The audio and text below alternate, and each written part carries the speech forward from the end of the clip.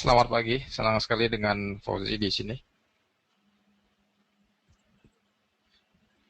Kita akan membahas masalah technical review market selama sepekan terakhir terkait dengan data-data ekonomi yang sudah dirilis kemarin dan yang akan dirilis hari ini. Yang paling penting adalah Chicago Purchasing Manager Index nanti malam di jam 24.05 waktu Indonesia bagian Barat.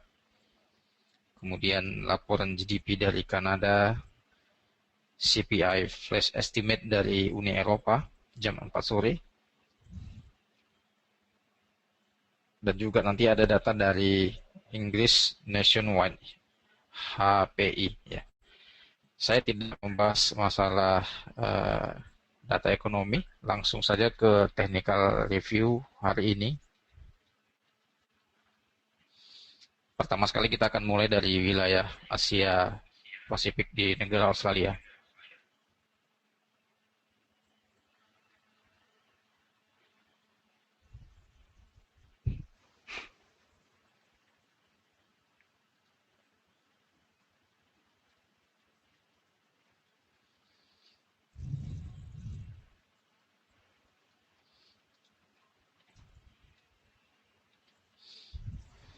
Teman-teman semua terlihat dari situasi peak and trough grafik Australia di time frame daily, ya,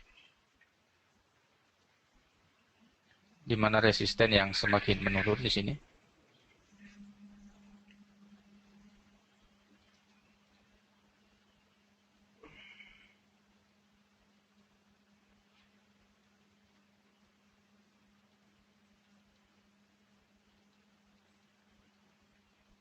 Ya, resisten yang semakin menurun, kemudian juga semakin menurun di sini. Baru terbalas kemarin dengan kenaikan Australian dollar sampai ke level 9372. Sebagian traders harus memandang grafik besar, melihat tren sebenarnya ke arah mana. Dari titik tertinggi terakhir yang ditinggal di 9503, titik high di sini, start mulai penurunan di wilayah peak di tanggal 24 bulan Juli. Oleh karena itu, analisa teknikal kita untuk kali hari ini dengan menarik garis Fibonacci dari titik start penurunan sampai dari titik low di mana market mengalami rebound ya.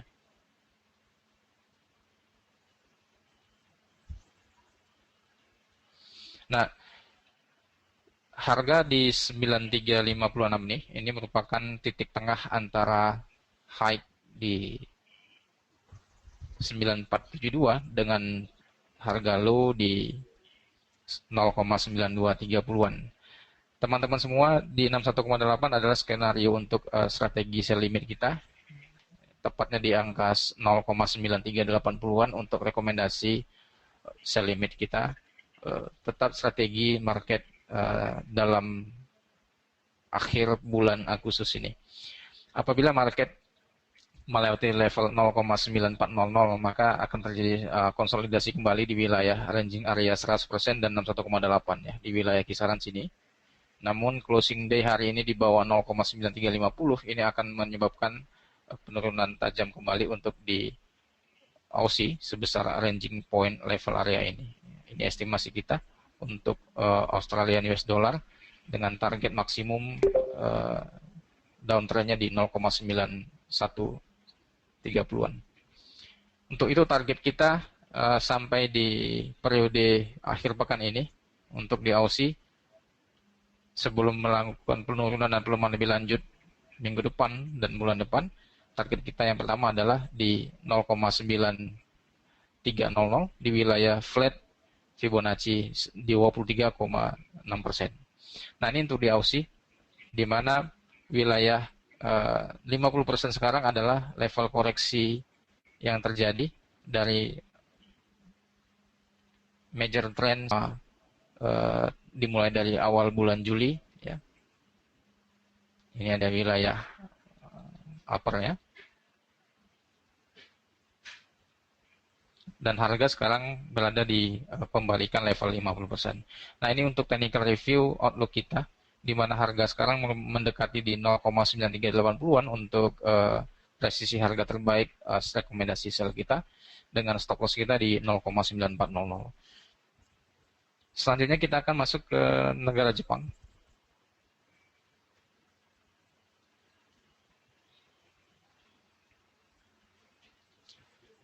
Breakout dari zona triangle pattern kemarin di sini. Starting point untuk analisa teknikal kita dimulai dari titik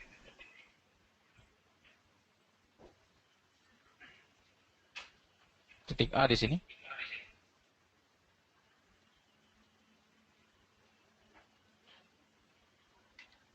Ya.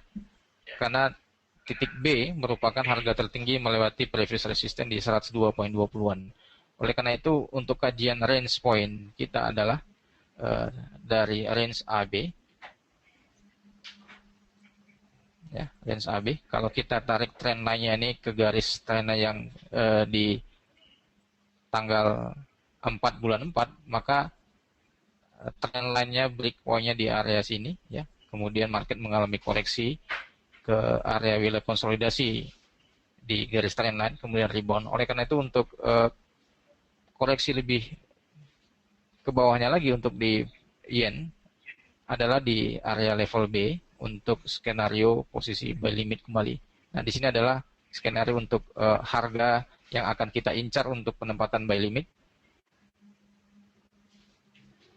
di 103.00 ya, di antara 103.00 dan 102.80-an.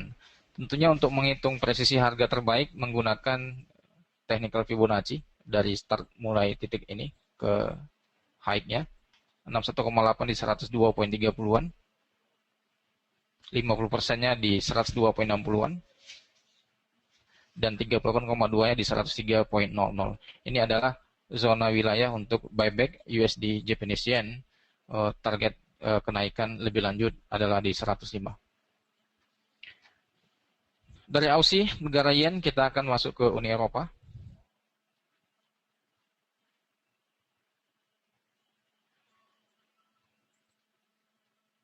Oke. Nah, dari pattern yang kita gambar sejak dari bulan Maret dan bulan Mei kemarin, double top dan break trend line, area trend line yang sudah dia break, ini menyebabkan penurunan sampai jauh sekarang. Ya. Tentunya teman-teman semua sudah kembali menghitung dengan menggunakan Fibonacci expansion, di mana titik penurunan break neckline itu berada di wilayah ini. Ya. Ya. Terlihat target yang sudah dia capai tepat di wilayah 100% untuk expansionnya, dan wilayah yang dia lewati sekarang menuju arah target 161,8 untuk euro di 1.29. Tentunya dengan data euro yang selama ini negatif, tanpa ada nada hawkish sedikit pun dari petinggi moneter, ini akan menyebabkan euro akan melanjuti continuous market, dengan catatan ada strong support di sini di harga 1.3100 ya, untuk level strong support yang harus dijaga jika market melewati level ini, akan kontinuitas untuk trend line dan trend market untuk penurunan lebih lanjut ini lebih dominan ya. Ya, ini adalah wilayah strong support teman-teman semua. Untuk itu kecenderungan waktu time frame yang sudah cukup lama di sini, ini kemungkinan adalah ada wilayah yang diincar untuk spekulasi bounce back euro ke zona konsolidasi di wilayah triangle market di sini. Ya, di sini ada wilayah triangle yang merupakan area konsolidasi sebelum euro melanjuti penurunannya kemarin. Oleh karena itu 1.3100 ini rekomendasi kita untuk spekulasi bounce back untuk buy limit di euro dengan target hitnya adalah di 1.33. Hati-hati teman-teman untuk penempatan stop loss pendek di wilayah di bawah support ini. Dari euro kita akan ke Inggris.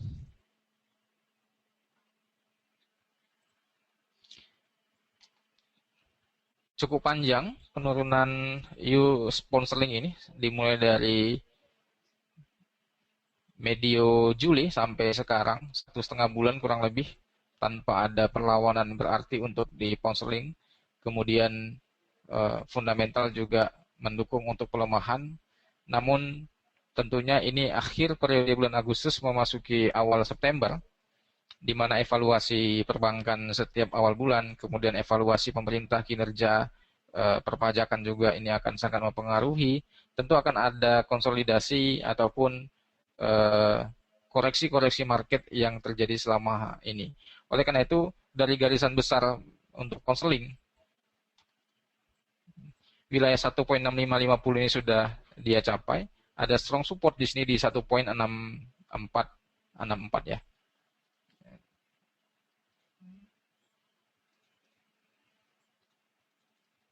Ya, di sini 1.6464 untuk batasan level strong support.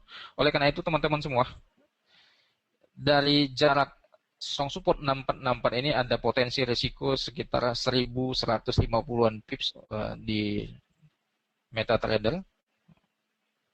Spekulasi untuk buy di pound sterling ini sangat berisiko dengan fluktuasi yang cukup besar di 115 poin atau di 1151 dolar. Untuk di wilayah strategi buy limit untuk spekulasi bounce back tentu mempertimbangkan level wilayah zona ini untuk penempatan buy limit dengan batasan stop loss 1.6440-an, 20 poin dari strong support 6464. Ini adalah wilayah yang direkomendasikan bagi teman-teman yang ingin menempatkan posisi buy atau buy limit. Baik, dari pound sterling kita akan ke minyak mentah dulu.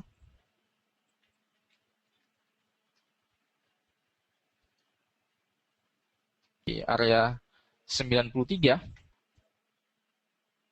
ya. Sempat menyentuh di 92.30-an, namun market rebound kembali di 94, menutup gap rollover harga dari kontrak yang baru. Untuk strong support di 9120. Yang menarik adalah apa yang kita kaji kemarin, ada di level harga 9100 sebagai area kalkulasi risiko untuk penempatan posisi beli minyak mentah ini terkait dengan kesiapan musim dingin negara-negara yang akan memasuki musim dingin dan akhir tahun, liburan akhir tahun dan Natal. Oleh karena itu, apakah skenario minyak ini akan berlanjut kembali ke area netral di wilayah 98 dan 99? Tentu dengan mempertimbangkan kalkulasi rejection point dimulai dari November 2012 ya. Kalau kita lihat dari 2012 ada rejection pattern di sini. Di sini juga masuk bulan Juli. Bulan Juli, di sini bulan Agustus. Masuk di bulan September mengalami penurunan. Kemudian mulai dari November ini mengalami kenaikan. Di sini di bulan April masuk musim panas pada tahun 2013. Di sini ada rejection pattern di awal tahun 2014. Dan sekarang sudah memasuki bulan September, market tidak membentuk pola yang sama dari 2 tahun sebelumnya. Namun wilayah rejection pattern ini menjadi strong support bagi kita dengan memperhatikan kenaikan support yang continuous dari wilayah 2012 di sini. Kemudian gradual meningkat sampai di 6 bulan di sini, kemudian naik lagi. Nah, di sini tidak terjadi touch dan oleh karena itu 91.20-an ini satu wilayah incaran market penentuan skenario bearish atau bullish di wilayah ini. tentu dengan eskalasi politik, kemudian kesiapan NATO dalam memberikan sanksi kepada kepada Rusia, kemudian situasi di Afghanistan, di Irak dan di Suriah, ini menjadi sebuah faktor pendukung harga minyak ke depannya nanti. Pada saat berita itu dirilis, market malah kebalikan yang terjadi negatif. Tapi percayalah, untuk menyiapi musim dingin nanti, supply ini harus diperbanyak dulu untuk mempersiapkan datangnya musim dingin. Tentu harga kalau mahal akan menjadi beban kos negara-negara pengimpor minyak seperti Amerika Serikat.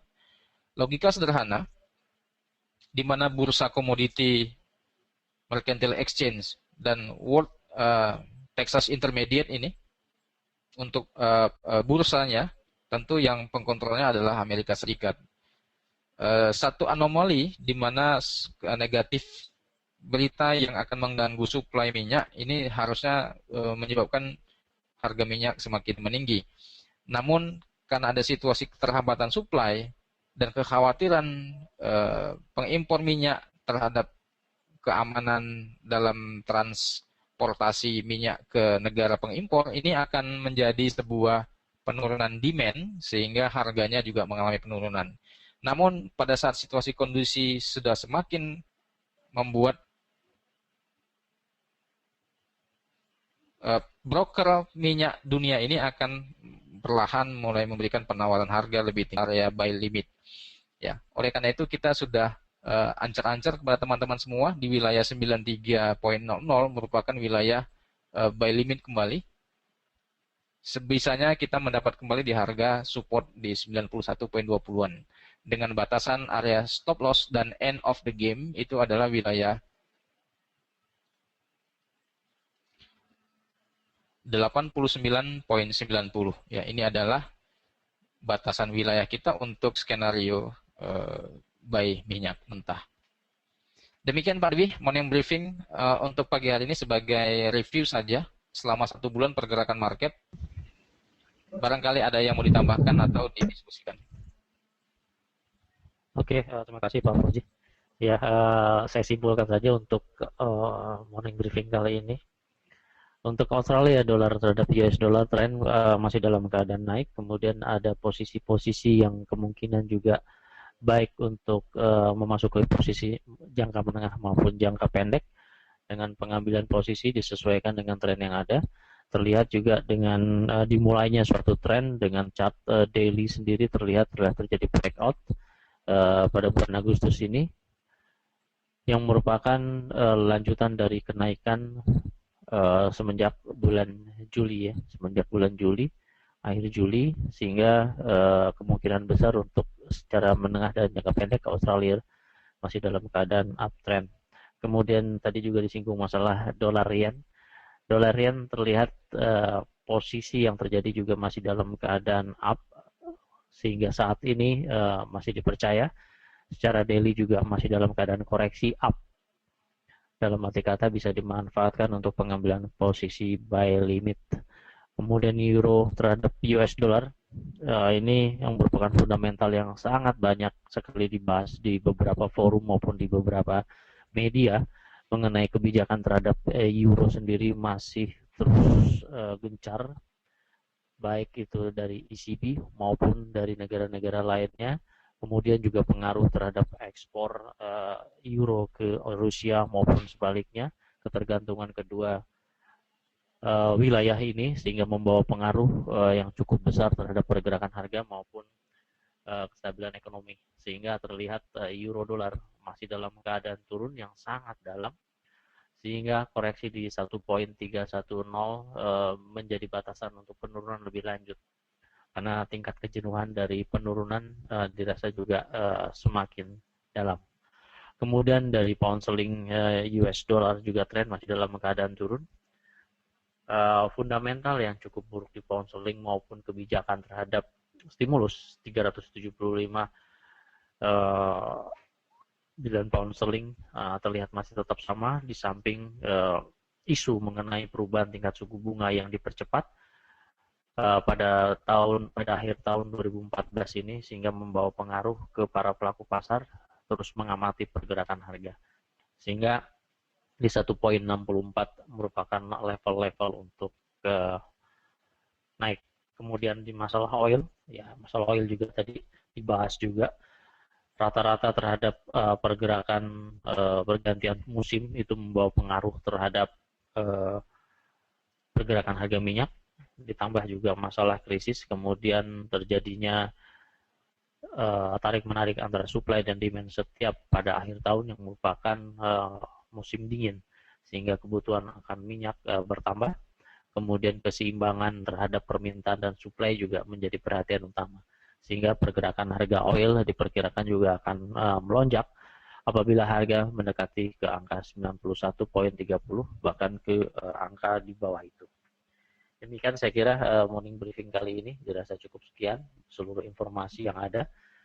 Mudah-mudahan dapat menambah wawasan untuk para marketing atau para investor untuk pengambilan keputusan. Namun begitu, perlu kami ingatkan bahwa pola money management yang baik dan benar sangat